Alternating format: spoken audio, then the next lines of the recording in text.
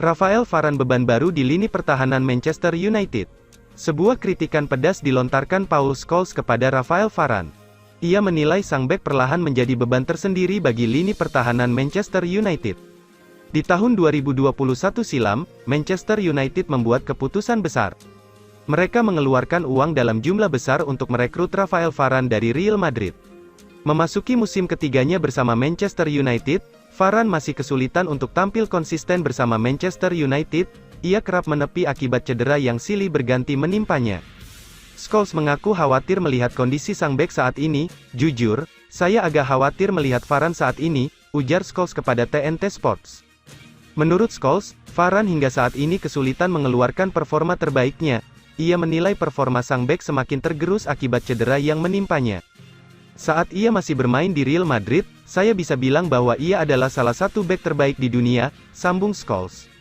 "Namun jika Anda melihat sekarang, penampilannya terlihat lamban. Ia sulit untuk menjaga tubuhnya tetap fit, dan saya benar-benar khawatir akan hal ini." Varane bukan satu-satunya target kritikan Scholes. Ia menilai performa lini belakang Manchester United.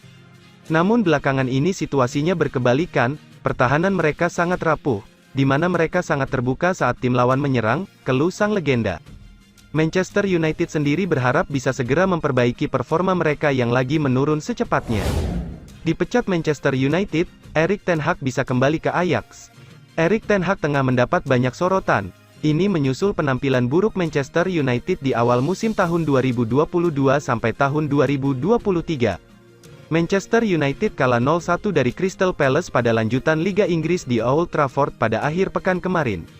Setelah itu, Setan Merah dipermalukan Galatasaray 2-3 pada matchday kedua grup A Liga Champions, Rabu, tanggal 4 Oktober tahun 2023, di stadion yang sama. Hasil itu membuat Manchester United sudah menelan 6 kekalahan dan 4 kemenangan dalam 10 laga di semua kompetisi. Alhasil, Setan Merah saat ini tercecer di peringkat 10 Liga Inggris dan posisi terakhir atau 4 grup A Liga Champions. Posisi Ten Hag pun mulai digoyang, mulai muncul desakan agar Setan Merah memecat ahli taktik asal Belanda tersebut. Kenneth Perez memiliki pendapat jika Ten Hag gagal segera menstabilkan Manchester United. Bayangkan jika Erik ten Hag dipecat, apakah akan sangat gila jika Ajax memintanya kembali, katanya kepada ESPN. Manchester United dikenal dengan fakta bahwa segala sesuatunya bisa menjadi sulit jika segala sesuatunya tidak berjalan dengan baik. Manchester United kalah 2-3 dari Galatasaray pada laga matchday 2 grup A Liga Champions tahun 2023 sampai tahun 2024 di Old Trafford, Rabu, tanggal 4 Oktober tahun 2023, dini hari WIB. Setelah kekalahan itu, kredibilitas manajer Erik ten Hag kembali dipertanyakan setelah memecahkan 17 rekor yang tidak diinginkan. Di media sosial, rekor buruk Ten Hag dibeberkan untuk dilihat semua orang. Bahkan, ia sempat ditanya apakah khawatir akan kehilangan pekerjaannya.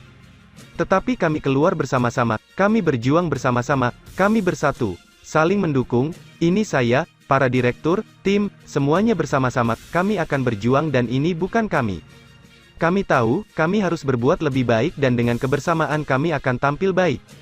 Kalau saya beri penjelasan, maka Anda akan menganggapnya sebagai alasan. Tidak ada alasan, kita tidak boleh melakukan kesalahan seperti yang kita lakukan sekarang, kami harus tampil lebih baik. Faktanya sederhana, kami harus memenangkan pertandingan kami," tegas Erik ten Hag. Setelah Rasmus Højlund, bintang Atalanta ini juga merapat ke Manchester United. Ada kabar baru seputar aktivitas transfer Manchester United. Setan Merah dilaporkan berminat memboyong bek Atalanta, Giorgio Scalvini. Di musim panas kemarin, Manchester United memutuskan berbisnis dengan Atalanta. Mereka merekrut striker muda Atalanta, Rasmus Højlund. Pada saat itu, Manchester United harus mengeluarkan uang yang tidak sedikit untuk merekrut sang striker. Namun investasi besar Manchester United itu berbuah manis karena Højlund menunjukkan performa yang apik bersama Setan Merah. Nampaknya ketagihan berbisnis dengan Atalanta. Tutto Mercato melaporkan Setan Merah kini berminat untuk memboyong Giorgio Scalvini dari Atalanta. Menurut laporan tersebut, Manchester United saat ini berminat untuk mengamankan Scalvini dari Atalanta. Sang bek masih berusia 19 tahun, namun sejak musim lalu ia berhasil menjadi pemain kepercayaan di lini pertahanan La Dea. Erik ten Hag menilai bek timnas Italia itu bakal jadi bek top di masa depan. Jadi mereka tertarik untuk mengamankan jasanya. Laporan yang sama mengklaim bahwa Manchester United harus siap merogoh kocek cukup dalam untuk jasa Scalvini. Atalanta menilai sang bek adalah salah satu aset berharga mereka, jadi mereka hanya mau berpisah jika ia ditebus dengan harga yang mahal. Itulah mengapa mereka membanderol sang pemain di angka 50 juta euro untuk jasa sang bek di tahun 2024 nanti. Scalvini bukan satu-satunya bek tengah yang sedang diamati oleh Manchester United. Ada nama Antonio Silva dan Jean-Claire Todibo yang dilaporkan juga masuk dalam radar setan merah saat ini. Jadon Sancho dikonfirmasi tinggalkan Manchester United. Jadon Sancho dikonfirmasi tinggalkan klub Liga Inggris Manchester United pada bursa transfer Januari tahun 2024. Dilansir Tim Talk, Jadon Sancho saat ini tengah dekat dengan pelatih Borussia Dortmund, Edin Terzic, karena bersiap untuk angkat kaki dari Manchester United. Jadon Sancho dibekukan oleh Erik ten Hag buntut adanya perselisihan antara keduanya pasca pertandingan Liga Inggris Arsenal vs Manchester United. Manajer asal Belanda itu menyebut bahwa tak dibawanya mantan bintang Dortmund itu gara-gara sang pemain tidak bermain dengan baik di sesi latihan. Ada beberapa alasan mengapa Jadon Sancho lebih baik dibuang Manchester United ke Borussia Dortmund pada bursa transfer musim dingin 2024. Salah satu alasannya adalah mengenai kedekatan hubungan Jadon Sancho dengan Edin Terzic mengingat pelatih Borussia Dortmund itu juga memiliki andil dalam karir sang pemain. Terzic, yang saat itu merupakan manajer interim dari Borussen, merupakan salah satu sosok yang memberikan kesempatan pada Sancho untuk tampil sebanyak 23 kali dari 137 total penampilannya. Namun, karena tingginya valuasinya pria asal Inggris itu, opsi realistis bagi setan merah saat ini adalah meminjamkan sang pemain mengingat kegiatan jual beli pemain jarang terjadi di bursa transfer musim dingin. Jadon Sancho sendiri masih terikat kontrak hingga 2026 mendatang walaupun Ten Hag sudah jelas mengatakan bahwa dia tidak akan kembali ke skuad sampai dia meminta maaf. Selain itu, kembalinya winger asal Inggris itu ke Dortmund juga diharapkan mampu membuat sang pemain lebih percaya diri lagi. Dengan demikian, Jadon Sancho memang sudah sebaiknya dititipkan ke Borussia Dortmund terlebih dahulu dan semua akan berserah pada Erik ten Hag untuk selanjutnya. Manchester United melempem terus, Ten Hag harus cadangkan Marcus Rashford. Manchester United belum tampil meyakinkan musim ini. Total, Manchester United sudah menelan 5 kekalahan di seluruh kompetisi.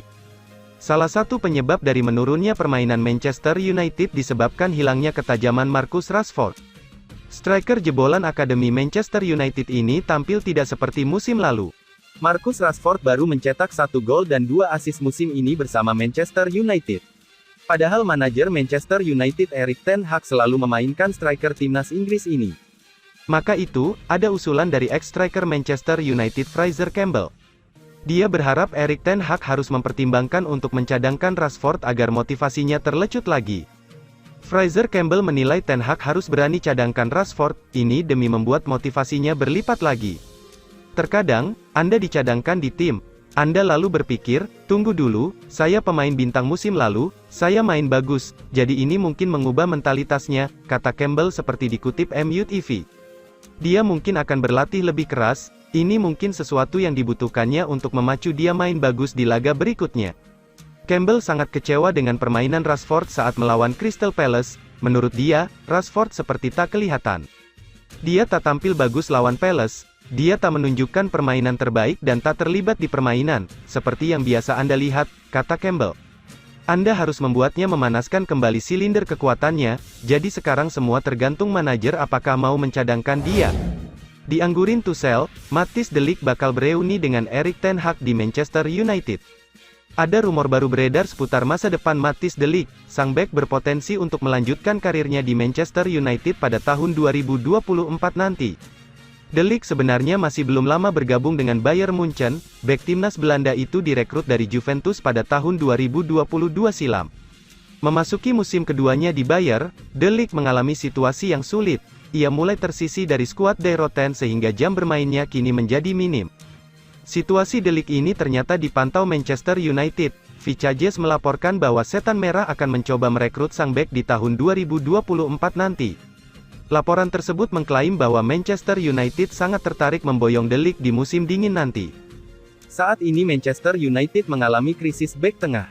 Pasalnya Lisandro Martinez harus menepi beberapa bulan ke depan akibat cedera. Situasi ini dianggap Erik ten Hag tidak optimal bagi timnya. Jadi ia butuh mendatangkan bek tengah baru di tahun 2024 nanti. Laporan itu juga mengklaim bahwa Erik ten Hag sangat tertarik untuk menggunakan jasa De Ligt di musim dingin nanti. Ia adalah sosok yang mengorbitkan sang bek saat mereka masih di Ajax. Ten Hag tahu betul bahwa De Ligt sangat cocok dengan gaya bermainnya. Itulah mengapa ia meminta manajemen Manchester United untuk mencoba mengontak Bayern Munchen untuk mendatangkan sang bek di bursa transfer yang akan datang. Manchester United sendiri kemungkinan tidak bisa langsung membeli De Ligt. Karena sang bek memiliki harga yang cukup mahal, Setan Merah akan mengeksplorasi opsi peminjaman terlebih dahulu dengan opsi pembelian permanen di akhir masa peminjaman.